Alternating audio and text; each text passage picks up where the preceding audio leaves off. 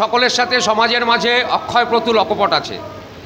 আমরা আজকে পেয়েছি বাম রাজনীতির যুব আইকন সৃজন ভট্টাচার্যকে, সিপিএম রাজ্য কমিটির অন্যতম সদস্য, তরুণ তুর্কি। আবার একটা ব্রিগেড আসলো। বর্তমান পরিস্থিতিতে আপনারা কি ভাবছেন সত্যজিৎ? প্রথম কথা, আমি আইকন ফাইকন না, আমি একজন বামপন্থী কর্মী এবং ওটাই আমার পরিচয়। এবং আমরা বামপন্থীরা এই বিদ্বেষের মধ্যে, এই কি বলবো, তীব্র হিন্দু মুসলমান ঝগড়াঝাটি বাঁধানোর যে প্রচেষ্টা হচ্ছে তার মধ্যে দাঁড়িয়ে রুজি রুটির কথাকে সামনে নিয়ে আসার চেষ্টা করছি। সেটাই আমরা মনে করছি সবচেয়ে যুক্তিযুক্ত কাজ রাজনীতিবিদদের হওয়া উচিত। ফলত আমরা সেই কথাগুলো বলার জন্যেই জোরে জোরে ব্রিগেডের মাঠ ভরিয়ে সেখান থেকে জিনিসের দাম কমানোর কথা, চাকরি দেওয়ার কথা, ফসলের দাম, মজুরি, 100 দিনের কাজের টাকা দেওয়া এবং ফেরানোর কথা, এই কথাগুলো বলতে চাইছি। দেখা যাক, আমরা আশা করি আমরা আমাদের কাজে সফল হব। সংসদে ওয়াকফ বিল পাস হলো। আজকেও আমরা জানতে পারলাম মোহাম্মদ সেলিম পার্টির পক্ষ থেকে মামলাও করেছেন সুপ্রিম কোর্টে। সেখানে দাঁড়িয়ে সংসদীয় গণতন্ত্রে প্রাসঙ্গিক থাকবার জন্য আইনসভার প্রতিনিধির প্রয়োজন হয়, কিন্তু পশ্চিমবঙ্গে নামতে নামতে শূন্যতে এসছে। এ বিষয়ে আপনার আগামী দিনে কীভাবে বেরিয়ে আসা সম্ভব? বেরিয়ে তো আসতেই হবে, বেরিয়ে না এসে তো কোনো উপায় নেই। আমরা আমাদের মতো পরিকল্পনা করছি 26-এর নির্বাচনকে ঘিরে। কিন্তু আমার অন্য প্রশ্নটা হচ্ছে যে বামপন্থীরা না হয় বিধানসভায় নেই বা লোকসভায় নেই, সেটা কি সবটা দেশের মানুষের জন্য ভালো হলো?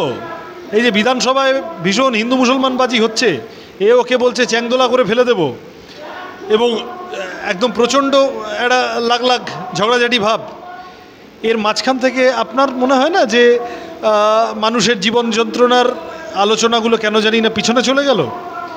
খেয়াল করে দেখবেন, শুভেন্দু অধিকারী কিন্তু যে 26,000 লোক চাকরি হারিয়েছে, তাদের মধ্যে হিন্দু চাকরি হারাদের জন্য শুভেন্দু অধিকারী নামবে না।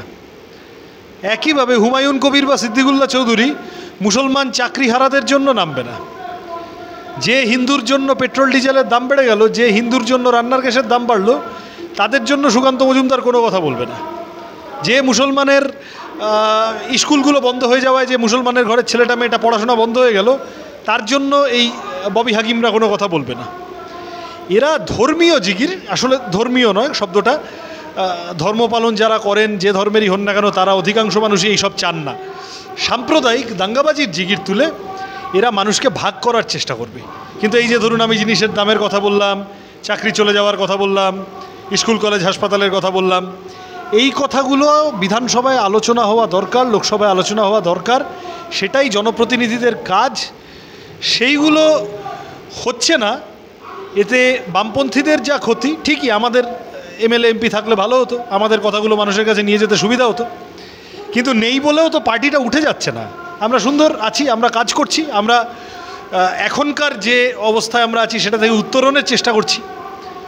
সমস্যা হলো যে মানুষের জন্য যে আলোচনাগুলো হওয়া দরকার সেইগুলো কি হলো? বামপন্থীদের ক্ষতি ঠিকই, সেই ক্ষতি বামপন্থীরা পূরণ করার চেষ্টা করছে। তার থেকেও বড় ক্ষতি সমাজের, তার থেকেও বড় ক্ষতি মানুষের। সুতরাং সাধারণ খেটে খাওয়া গরিব মানুষের কথা বলার জন্য আমাদের আইনসভায় ফিরতেই হবে, সেই চেষ্টা আমরা করছি।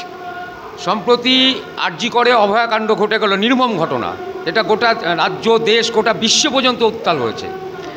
সেক্ষেত্রে বাম নেত্রী মীনাক্ষী কলতান এদের জন্যই মানুষের কাছে বিষয়টা সামনে চলে এসে না ধামা চাপা পড়ে যেত। কিন্তু বাম ছাত্র যুবরা সেইভাবে সেই আন্দোলনটাকে মনে হচ্ছে যেন সামগ্রিকভাবে প্রান্তিক স্তরে পৌঁছাতে পারেনি। এটা আপনার বক্তব্য? এই সমালোচনা কারুর যদি থাকে সেটা গ্রহণ করব। যে কোনো রকমের গঠনমূলক সমালোচনা কোনো শুভানুধ্যায়ীর তরফ থেকে যদি আসে, আমাদের কাছে বহু মানুষ বলেছে যে কেন বামেরা এটা নিতে পারল, যদি এটা কারুর মনে হয় তাহলে সেটাকে গ্রহণ করব। করে যেটা বলতে চাইব সেটা হচ্ছে যে আমরা এই আন্দোলনটা হাইজ্যাক করতে চাইনি, আমরা এই আন্দোলনটা সামনে গিয়ে হই হট্টগোল করতে চাইনি। আমরা যেটা করতে চেয়েছি সেটা হলো সাধারণ মানুষের মতো করে কথা বলুন, তারা তাদের মতো রাত দখল করুন, তারা তাদের মতো লড়াই আন্দোলনে থাকুন। আমরা পাশে থাকতে চেয়েছি, সাথে থাকতে চেয়েছি। সেটা করতে গিয়ে শহরে একটু বেশি লোক নেমেছে, গ্রামে একটু কম লোক নেমেছে।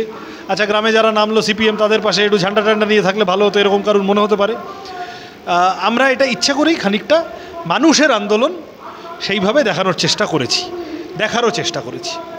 মুর্শিদাবাদে ওয়াকফকে কেন্দ্র করে যে গণ্ডগোল বা অশান্তি ঘটল, এক মিনিট, ওখানে তো আরেকজন বক্তা বলবে। কাটো। দেখতে থাকুন অক্ষয় প্রতুল অপপথ। দিয়ে দেবো, ঠিক আছে। বর্তমানে মুর্শিদাবাদে যে ঘটনা ঘটলো, অশান্তি হলো, মানুষ আমাদের 3 জন মারাও গেলেন, মোহাম্মদ সেলিম, মীনাক্ষী সেখানে পৌঁছেওছিলেন।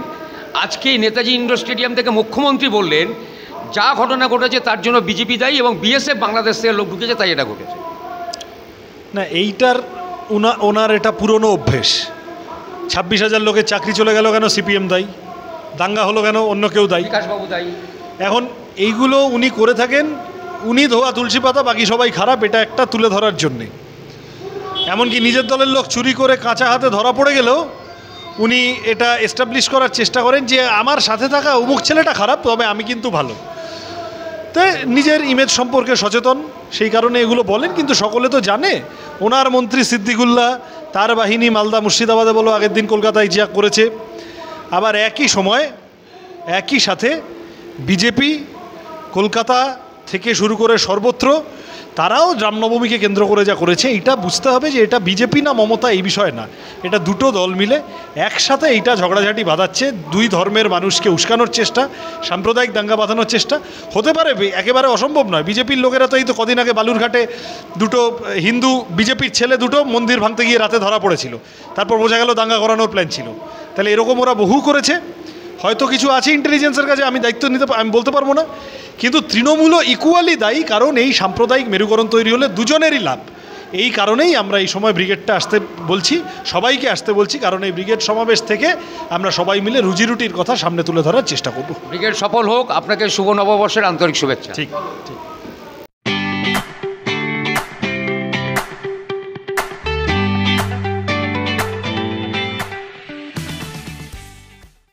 বিধানসভার ভিতরে থাকলে লাভটা করতে সুবিধা। বিধানসভায় ভেঙে নিয়েছি, ভেঙে নিয়ে বাইরের রাস্তায় রয়েছি, ব্রিগেডের মাঠটাকে বেছে নিয়েছি। আগামী 20শে এপ্রিল রুটির কথাকে বাংলার রাজনীতির মূল স্রোতে আবার ফিরিয়ে আনবো। ওরা যত এইসব ধরনাকি বাজানোর চেষ্টা করবে, তত আমাদের বলে দিতে হবে রুটির কথা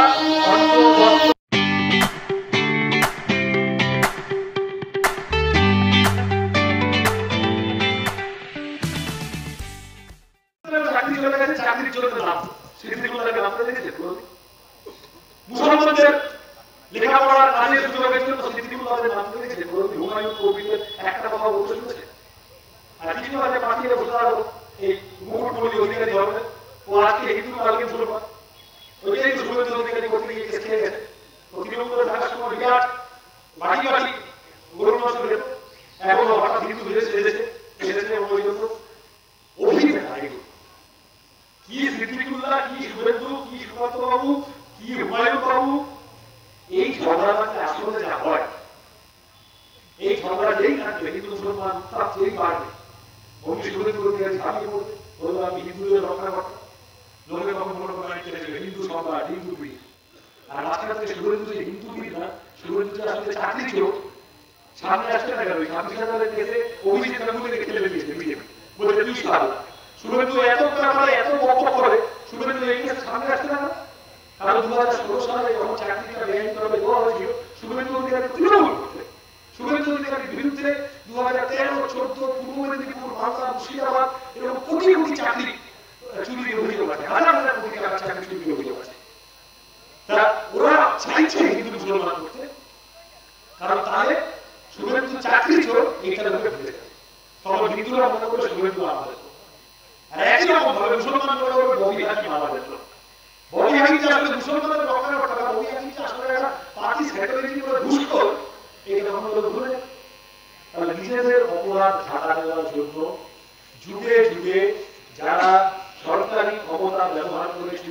ডাকাতি, তোলাবাজি, দাঙ্গাবাজি, গুন্ডাবাজি, চিটিংবাজি করে তারা যুগে যুগে মানুষকে এইভাবে ভাগ করতেছে। শ্রমজীবী মানুষকে, মধ্যবিত্ত মানুষকে, গরিব মানুষকে তারা জাতের নামে, ধর্মের নামে ভাগ করতেছে।